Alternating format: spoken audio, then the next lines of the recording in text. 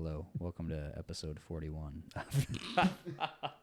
Hello, welcome to episode 41 of the PTC Cast. Today, Chris and I go into the absolute most utter importance of routines and how it is the structure and foundation to everything and the direction you're moving in your life. We answer a couple questions at the end that are some pretty good ones. I hope you enjoy the show. It's brought to you by ProgressThroughChange.com, where you can get your 4 easy habits for fat loss guide. You can get a food list. You can get a chest training guide. You can check out the ab training guide. We have tons of content up there for y'all. Go check it out, ProgressThroughChange.com. Enjoy the show. So, this has been the first week that I have had a full Whoa. All right, big fella. This has been the first week that I've had a full training week. I trained 6 days this week. And in order to make that happen, I moved some things around in my routine, and I set it up so that lifting was the first thing I did every day after, walking the dog, drinking some water, and stuff like that. But I set it up that way so that way it's for sure going to happen. And I just want to lift more often. I don't have as much time per session as I'd like to, but I'd like to be able to lift more often. I enjoy it a lot, and I want to do it more. Yeah. So I've been doing it 6 days a week, and it's been nice because those shorter periods have let me just kind of go in and go out in about 45 minutes to an hour. But really the thing I think that I've liked the most is just being in there consistently. There's something about the daily time for myself. If that makes sense. Having a clear, like, hey, this time almost every day throughout the week, I'm gonna go in and work out. Like the simplicity behind that, man, and then the execution of that is just, it feels good. It feels so good, and it's so much easier to just get in there and start kicking ass in the gym. Yeah, and this isn't really what I wanted to go into, but one of the big things for me that I noticed, for a while I was training 4 days a week, and that was fine. Yeah. But like I like training. Like it's fun for me. Yeah. I look forward to it. Like it's time for myself. So cranking it up to 6 days, like I keep the intensity pulled back a little bit because I am still recovering. But it's just been nice to enjoy that time every day. But the reason I wanted to bring this up, and not so much about the earliness around the routine, I don't think like the 5 a.m. is definitely necessary. But I know you've kind of been similar recently with doing some 5 a.m. lifts again. Yeah, so I guess I'm not lifting at 5 a.m., but I started waking up at 5 a.m. every single day. And then I started lifting at around, I'd say 5:45 or maybe like 5:40. It's like around when you get to the gym. Yeah, exactly. So, I wake up, I use the bathroom, feed my dog, and then have a little pre-workout meal, which as of lately it's been like some oatmeal and peanut butter. And even I started taking pre-workout again, only like half a scoop. And then I'll ride my bike to the gym and boom! Then you're ready to go, man. I'm ready to go. You got a little I'm bit of food in you. You got caffeine in you. You're warmed up. You're ready to go, man. Exactly, man. And like Harold goes back to bed. I know. Yeah, I have to put him in the cage, unfortunately, because he'll piss or shit. Like boy, man. If he only does it when I'm not there. In spite.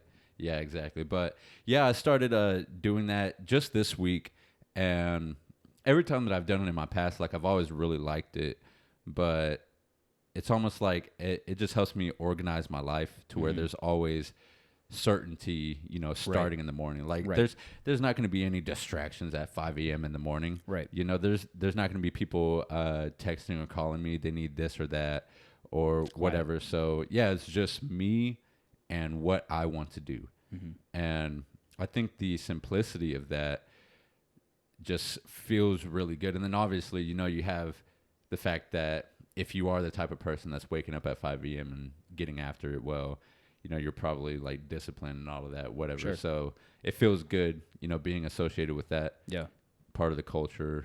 And yeah, it just feels really good doing this. So this is also the first like official week of me getting back into lifting, like for sure. I've tried it a couple times over the past couple months, but now I'm like really excited to be lifting again. For the first time in like 4 months, I did some squats. Okay. And they felt really good. Did some benching, some deadlifting, some back workouts. So I'm feeling really good. And yeah, I'm honestly looking forward to Monday to, hit legs again. That's awesome. The rest of the week, man. Did you like create any different kind of goals or different styles of training or anything like that? Or are you just kind of like sticking to the basics that you have and just trying to build a routine around that? Sticking to the basics and building a routine. The main goal right now is to get down to 220, but I'm not trying to, I guess, do that very quick.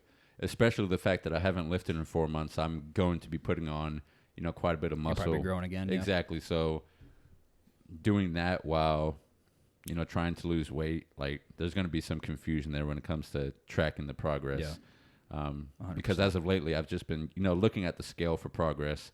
But if I'm going to be putting on muscle, then that's probably not going to be the most accurate, way to measure that. So, or measure the fat loss. Right.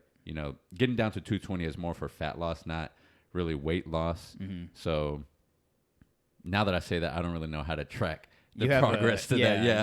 You have an idea in your head and you're thinking it's going to land around 220 is kind of what you're saying. Yeah, exactly. Yeah, I see what you're saying. Yeah, 100%. Yeah, it can be hard to start, measuring those things, and that's why with online coaching clients, one thing that I really have to kind of hammer home is like the scale is not our only indicator. Yes, yeah. It's just one of the tools that I'm using to measure things, right? So we've got strength in the gym, we've got like cardio capacity, we've got how your pictures are changing week by week. The scale is just one of those metrics. But no, man, I think that's really good that you've been doing that again, kind of building that training routine. And, I know for me personally, one of the biggest things with that routine is, and it could be because it happens in the morning, but it's kind of like you said, like starting every day off on the right foot. Yeah. So, and that kind of extends into everything. So I've noticed before, maybe even before I had, been lifting as early as I am right now, but I had noticed like, if I had a day where I would skip my morning walk with Cora, then that just happened to be the day where my nutrition fell off. Yeah. So it's kind of one of those things where you knock one domino down and the others seem to follow whichever domino you went with. You know what I'm saying?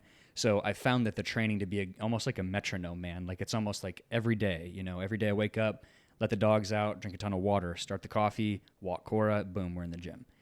So it's like building that kind of metronome, and then it's like an hour-long workout, and then boom, the day starts. So that way it's like every day I'm kind of blocking the same way. I'm getting up at the same time and trying to go to bed at the same time, and you're trying to like simplify the in-between time. Yes. You're trying to like make it routine, not only for like efficiency's sake or anything like that, but routine for sake of like simplicity, man. Like not having to overthink, like not sitting there and wondering like, well, what time do I need to get up if I try to stay up this much later, or what time do I need to do this if I try to cut my workout and move it over here? Like, you know what I mean? Just I found that like kind of digging that time out of my schedule and making it its own pocket that doesn't move or change for anything sets everything else up on this nice metronome. Yeah, I think it's almost like momentum, you get the momentum, the good momentum going at the beginning of the day so that it can carry out, throughout the day. So I know like an idea to kind of think about when it comes to that is whenever before I started doing this, whenever there was maybe a night where I slept a little bit later than I should have, and I didn't have a specific time that I needed to wake up in the morning and then a specific routine to follow, that next morning, I would kind of just wake up whenever. And then it was like, okay, well, what now? It's almost like it becomes complicated because there is no simplicity. Right. And you're kind of having to think on the fly of what you need to be doing. And when you're thinking on the fly, more times than not, you're going to probably choose something that's not the best for you. So if you have, things that you need to do and that you can do every single morning, and we're just talking about the mornings here, like this can move on to the afternoon. Sure, it can evening. Be whatever routine you create. Yeah, exactly. Well, if you have those things set in stone, then it just leads to like being better throughout the day and the next day and the next. Yeah, and I'm not sure if it's like a instant gratification thing or what, but people tend to want to know like, okay, what's the secret to success in business or fitness or whatever? Like, what's the secret, the thing? And it's like it's really just every day you're laying a brick at a time. Yeah, and laying that brick is like getting up and training, and then eating on time, and then going to bed. You know what I mean? So it's the simplicity in those routines are what lead you to success. Like that's one of the biggest key foundations to it. Is it's like it is the raw foundation. The things you do every day are what you are. And so when you set those things up to be, I'm going to use the word efficient, but I mean, down to every level as enjoyable and simplistic, like you put those things on autopilot, and then suddenly, you keep your head down and you work, and you look up in a year and look at how far you've come. Yeah. It's kind of one of those things where you set it up for yourself, and then you keep it on that autopilot, that routine, and the longer you can let it go, the longer you'll get, or the longer you'll progress. And it's, I feel like that may sound like, things could get very mundane really quick. Yeah. But it really doesn't, because I feel like what it does is, first of all, obviously, you need to have your priorities in check. Yeah. Like if you're doing, this for the sake of discipline, you'll get some, positive results, but, I feel like it should lead to somewhere specific. Right. And if you have that end, goal or whatever that, you're working toward, then your morning routine could be set up in order to achieve that. So like for me right now, I'm prioritizing fitness. I want to get down to 220 or, just get leaner and look better. So that's that goal. And then the second one is I want to grow my business properly and prioritize that. And in order for me to do that, I need to not have distractions throughout the day, which could include lifting and training and all of that crap. And I want to get started early so that I have enough time to do that. Yeah. So for me, waking up at 5 a.m. and starting to go train so that I can work at 8 a.m. is perfect. Like it's literally perfect for the end goal that I want to accomplish. And so you're establishing those routines around the goals. You're almost breaking the goal down. Like, okay, if I want to build my business, I need to be, working by 8 a.m. every day. So if I want to build my business and I want to get down to 220, well, then I need to be done training by 7 a.m. so I can be ready to work by 8 a.m. You know what I mean? Yeah, exactly. And because it's going towards something, it's not going to feel mundane. Right. If it was going towards something that you don't really care for, then it's going to suck doing it. Yeah.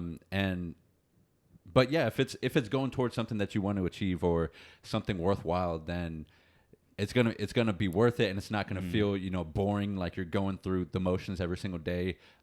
It's gonna feel like it's setting yourself up in order to accomplish whatever that is. Right. You might start to look at those things as challenges rather than just tasks to complete. Yes. So it's like, if I'm going to lift on my morning routine, well, maybe I'm trying to add a rep here, or maybe I'm trying to add a set here. But, a way you can even diversify that routine a little bit, but keep the general blocks are to block it by time, right? So let's say every morning you have that hour chopped in for fitness. Well, if you're trying to get to 220, maybe you want to have some cardio as well, but you don't have any other time in your week to block out for fitness, or you just don't want to block out any other time for fitness. So maybe Monday, Wednesday, Friday, that hour is lifting. Tuesday, Thursday, that hour is riding your bike doing cardio. Yes. So that's something I like to do with online clients a lot, is some of them are like, ready to hit the ground run and they want to lift 5 days a week, but they've never resistance trained before. And I'm like, let's do this, man. Let's lift 3 days a week. And then those other 2 days, can you give me cardio? Right? Can we build the routine? Can we establish that? And can we just get some extra work in by solidifying and locking down that routine? So you can kind of block things around like that if you're someone who you think you'll get caught in the mundane feeling of, or the repetition, is you can create some variety within that. Yeah, I actually had to do that in my routine, because I thought that I'd be able to go back to, lifting 5 days a week. Yeah. Fuck no. There was no way. I got to day 3 and my whole body was already wrecked from and even today, like my legs are still kind of sore, my pecs are still kind of sore, my biceps are really sore. But they'll be good by, next week. So I ended up doing, just 3 days of resistance training, and then the other days besides today and tomorrow had bike riding in it. Yeah, so there you go. Today and tomorrow will probably just be filled with walking with my little homie Harold. Yeah. But no, so you nailed it, man. And that's for me as well. Tomorrow's supposed to be a rest day, but because I like the routine, I like the time, that hour is blocked out for a walk with Cora. So it's like there's my way of still having my routine of, I'll get up, I'll make the coffee, and I'll let the dogs out and do my usual stuff. But instead of getting in the gym, well, I'll put some headphones in and I'll walk for an hour, listen to a podcast or something like that. Listen to PTC Cast episode 40, the one before this one. Oh, man. But, no, but so Yeah, I think that could be a good idea as well, is diversifying, the way you're using each block of time, and to branch that a little bit on the business side of it. Maybe usually that first hour of the day is emails. Well, maybe now that first hour of the day is creative work. Well, maybe now that first hour of the day is scheduling, or blocking in appointments, or whatever that is. You know what I mean? So you can divvy up those routines or those times differently, but it's the mundane stuff that you're really trying to lock down, right? Yeah. And real quick, I wanted to go over this idea. I was talking to, I guess you could say a business partner this morning about this idea. And it's the fact that, and I think I've talked to you about this before, that humans are designed to solve problems, or that's like how our brain works. Mm-hmm. So whenever we're ignoring problems, that's when we get caused, stress, frustration, blah, blah, blah. Anxiety. Anxiety. And an example that I'm pretty sure everybody could relate to is scrolling on social media or crap like that. Like, nobody wants to just sit there for hours and scroll.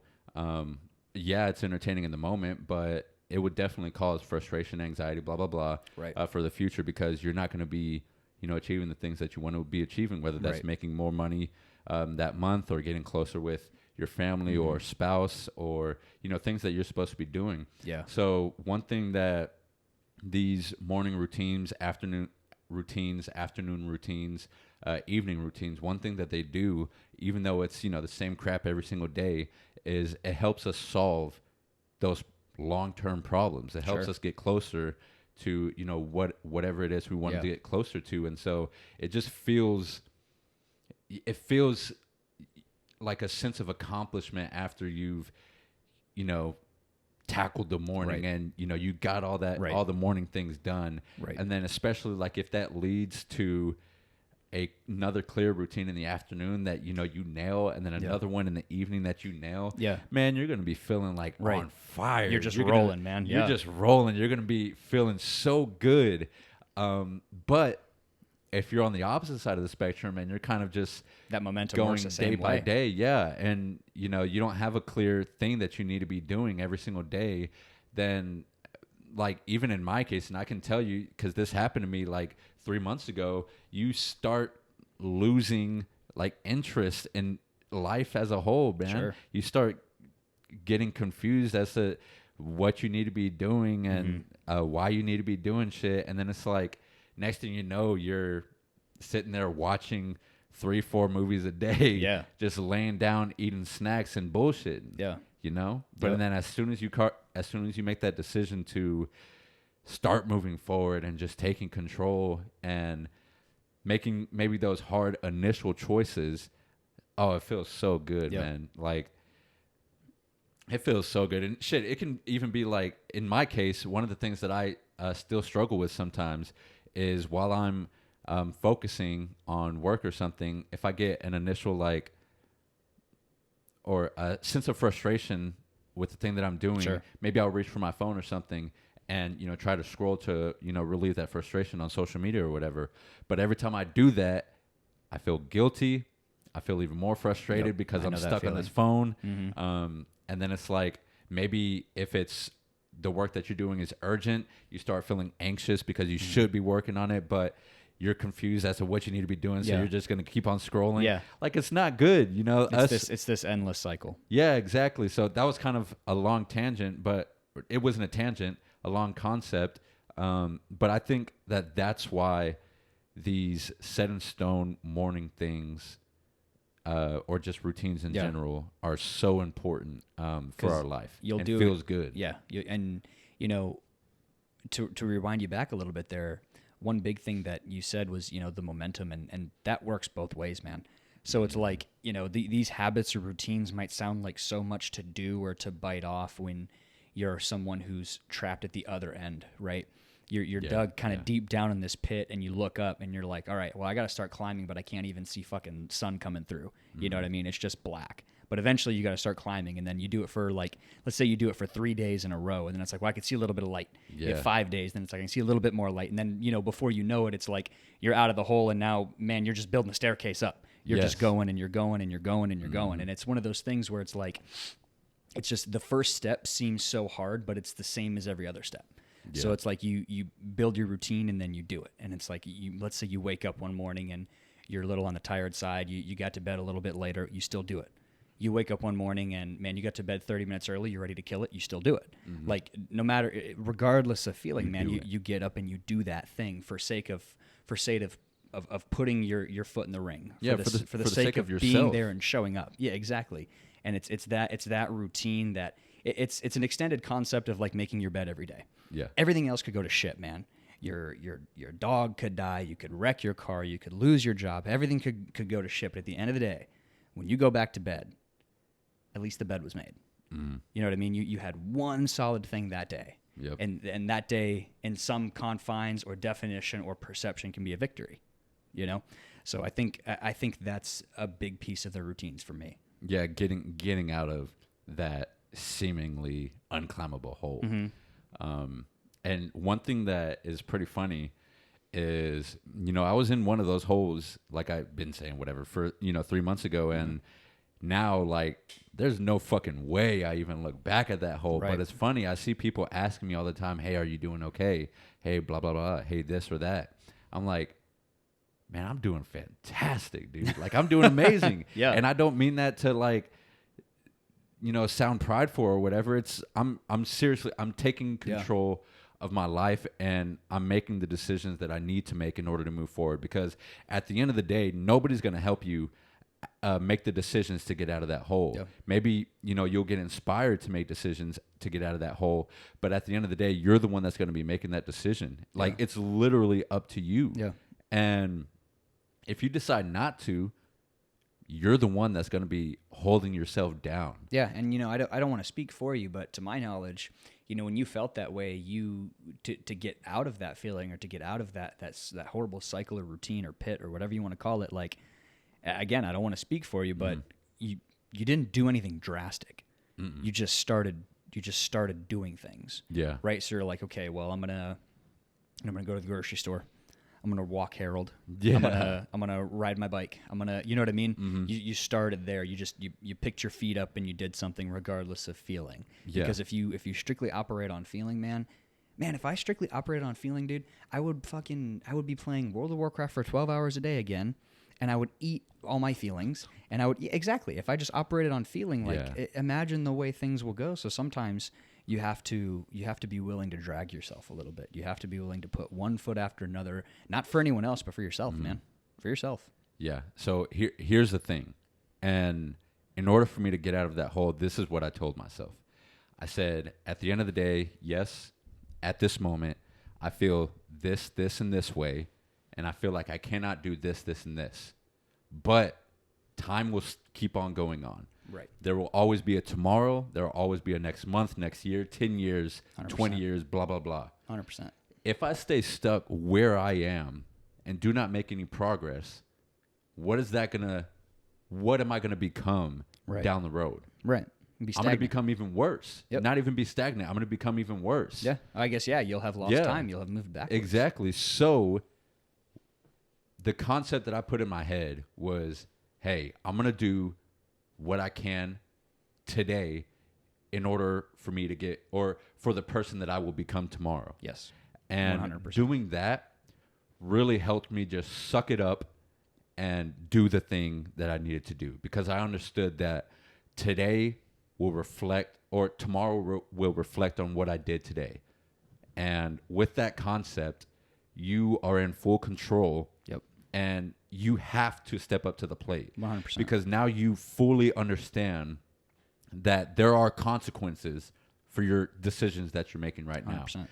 Doesn't matter how you feel. It literally doesn't matter how you feel, because time will keep on going on. Life will keep on moving on. 100%. So it's either you can stay, in your little cycle. In your cycle. And I'm not downplaying the cycle. Like, those cycles can be horrible. I know in my case, it was absolutely horrible. We all get trapped in that. And it was tormenting and blah, blah, blah. But whenever I decided to make that decision, that was the first step for me to get where I am today, and for me to get where I will be 10, 20, 30, whatever years from now. Yeah. And that was the first step of that journey, the first, and now you're continually taking those steps, and it's just, you nailed it, man. That journey seems so overwhelming, or like so much to bite off, but it's like all you have to do is take a step at a time. Yeah. All you have to do is one rep at a time. Yeah. That's it. That's all it is, man. Ask yourself, what if? And it's funny. I kept on asking myself, what if? Like, what if I just what if I did get past this? this? What if tomorrow's better? Yeah, What if the next minute is better? Like, Yeah. I was going minute by minute. That's how bad it was. But because I asked myself, what if? And, you keep on being hopeful and you trust in yourself and you believe in yourself in order to make the right decisions, no matter where you are. Yeah. Like, you have to believe in yourself and you have to be willing to be uncomfortable and be scared sometimes, and maybe not have full certainty, but still puff your chest up and move that leg forward, man. Like, for real. That's all you can do, man. Mm-hmm. That's all you can do. Damn. You want to answer some questions? Yeah, let's answer some questions. Let's do it. Out of all the books on your bookshelf currently, which would you recommend? Oh, dang. Okay, well, there used to be a lot more books on here. Now these books are really just like for podcast setup sake. They used to always be staged. they used to like really be the ones, but now it's just like more what looks good. Man, I guess it depends on what you're looking for. And then you got some over there. Yeah, I got too many here, man. But I got to stick with the question though. I've got to pick one off the shelf. Okay, while you're looking, do you want me to go ahead and answer it? For you? My decision? Yeah. Or what I would pick? Yeah. What do you got? Okay, if you're actually going to implement what they say in the book, definitely psycho-cybernetics. I was at like an all-time high, and I practiced some of those things, and it was amazing. Over there by Maxwell Maltz. And then I, kind of fell off when it comes to the practices in there, but they like literally work. It's kind of weird. The concept is using your imagination in order to rewire your brain for new experiences. Oh, yeah, you gave me this like 2 years ago. Yeah, but it's definitely an interesting book that y'all should check out. I never take counsel of my fears. That's the first thing I open to. Never take counsel of your fears. That's good. All right, well, I'm sticking with topic and picking one that's on the shelf. My bad, on the shelf. No, I just figured like on the shelf right here, like in the in the frame. Gosh, man. Okay. I'm gonna go ahead and pick.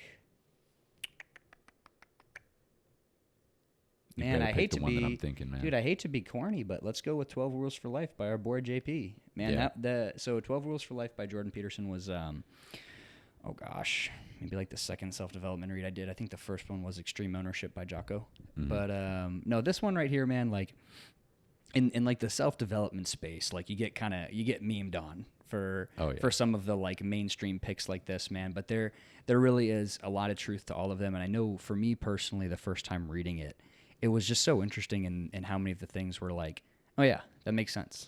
Mm-hmm. Like, oh yeah, I should stand up straight with my shoulders back. Yeah. Like, oh yeah, I should tell the truth or at least not lie. Like it's all things that it is honestly simple, but the way it's unpacked, it becomes very like easy to consume and then to understand why, because some of those things it's like, well, why shouldn't I lie? And, you can sit here and say, well, this and that and this and that, but it goes into the core reasons and how it changes things on a much bigger, grandiose scale. In your life, it's amazing, honestly. So, but that's definitely one of the books that you have to read a couple times. Oh, yeah. More than a couple times. Oh, yeah. If you want to deep dive on the body, you can look into The Body by Bill Bryson, or you can also look into Beyond Training by Ben Greenfield. Back in Motion by Steffi Cohen and, Ian Kaplan is a really good one as well, but that's just a short read, and that's kind of more of a like physical therapy, rehab space kind of book. Got you. What do you got? So the question that I got, and I take this very seriously. Okay. Bruh, what's wrong with sumo? Okay. You first or me first? Well, you got to answer first on the last one. Let me say mine. Okay. So here's my beef with sumo. I shouldn't even say beef. I'm going to say opinion. My opinion piece. My Okay. So you always have to define things within the concept of specificity.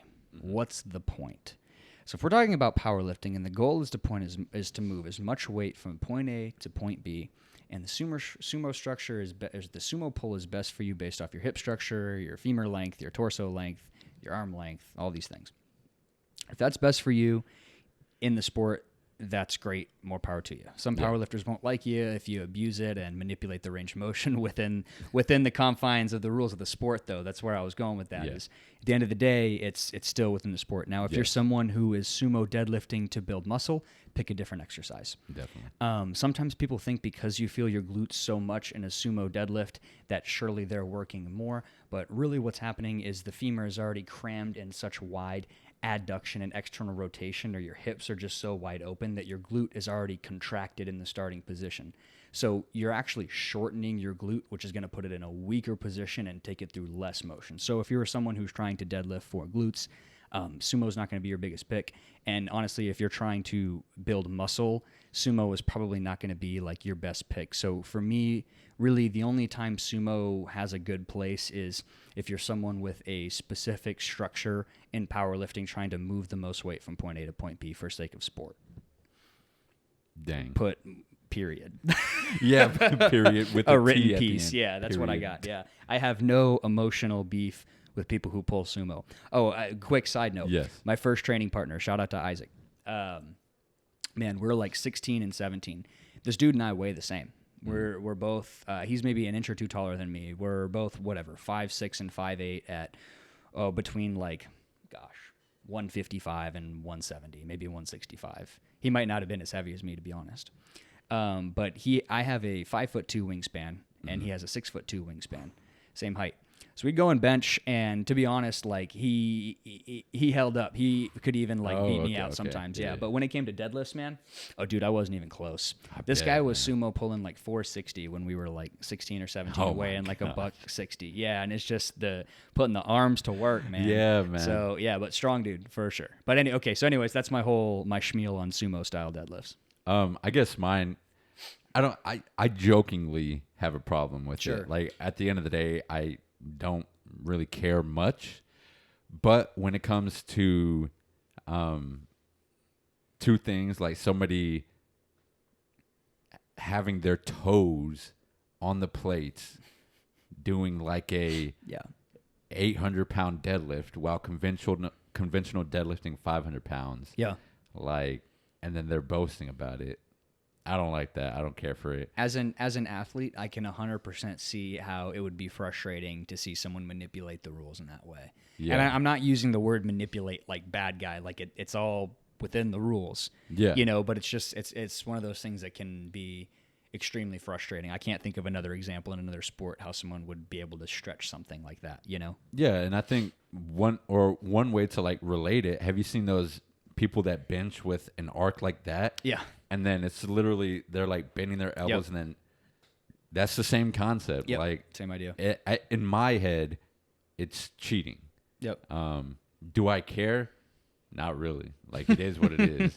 I'm not. Just makes good for memes. Yeah. I mean, I just think it's not nearly as impressive as, if I see a 900-pound sumo, it's not nearly as impressive as me seeing 800-pound conventional. That's it at the end of the day. Personally, I just don't like sumo. So that's the answer to that question. And that was for Richie from Prosper High School. So shout out to Richie. Yeah. There you go. Cool, man.